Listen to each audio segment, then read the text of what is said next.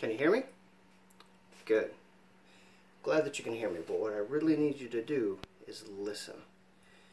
A lot of people get this confused, the difference between hearing something and listening to something. Listening is something that's done more actively. You're taking information in and you're processing it. Hearing is just, it's a noise in the background. It's a horn honking off in the distance, or it's, somebody breaking a glass. Yeah, you heard it, but are you really taking the information in and processing it? Listening is a very important aspect of the communication process. It's the ebb and flow of a conversation.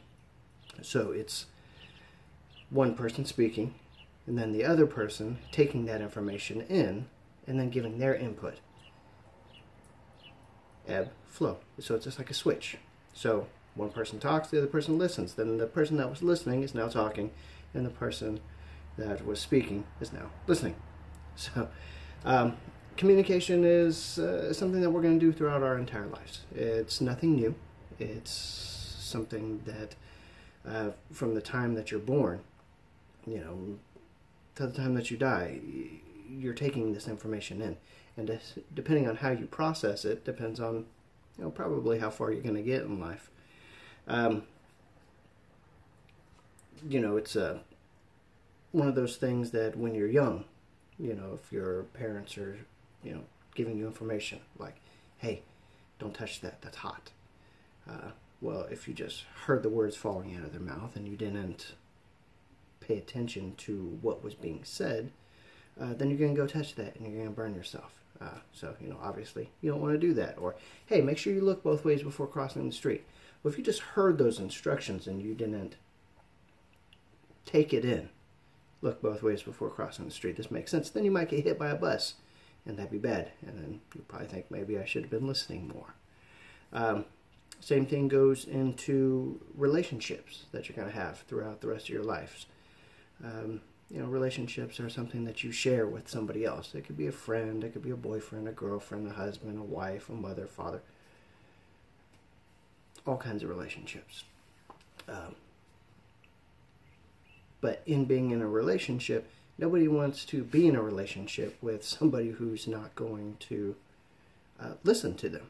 So if you're watching the game and your significant other comes in and says, hey, I need you to take care of this and, switch out the laundry for me. Well, yeah. I got it. Right after this play. Well, play comes, play goes. 30 minutes later, they come in and say, hey, did you switch out that laundry for me? No, I didn't. I don't even remember you asking me that. Well, you nodded your head. You said, yeah, right after this play. Well, that's because you just heard and just kind of nonchalantly. If you were listening, if you were really taking that information in, then you would have swapped out the laundry and probably would have saved yourself, a future argument. So in relationships, it's important that you listen, and you want to be with somebody who listens back. You don't want to always be the person that's just sitting there like, yeah, whatever you say, yeah. Nobody wants that. Well, I'm sure some people want that, but most people don't. That'd be a one-sided conversation. So the give and take, that's very important in a relationship. In the educational process, just in general, school, college, tech classes, whatever. You can have an instructor who's giving you information. Well, if you're just hearing it, hearing the words, once again, just fall out of their mouth, and you're not, taking notes and actively participating in the conversation by listening to what's going on, you're going to have a lot of questions when it comes to the assignments that come later. So you need to listen. You need to listen to the instruction that's coming in so that you process it, get your assignments done. Same thing in work. When you're working, you're going to get assignments from your boss. Your boss's boss and your boss's boss's boss, depending on if you're in the corporate structure or not. And you want to listen. You're going to go to these meetings and information is going to be spewed out. And no, you're not going to understand all of it. But if you're listening, then you can ask questions about the things that you didn't know about later. Or if you do understand this stuff, then you have something to input back. So, you know, hey, sales are down and we don't know why. And then you can respond back with, you know, hey, you know, after speaking with our customers, you know, these are some issues that, you know, we should probably work on. How could we, you know, get towards that goal? Now, when it comes to, you know, this listening thing, you know, yeah, I've been around for a while, so you can take my advice for it, but your own life experience is going to dictate what you've learned and what you haven't through the listening process.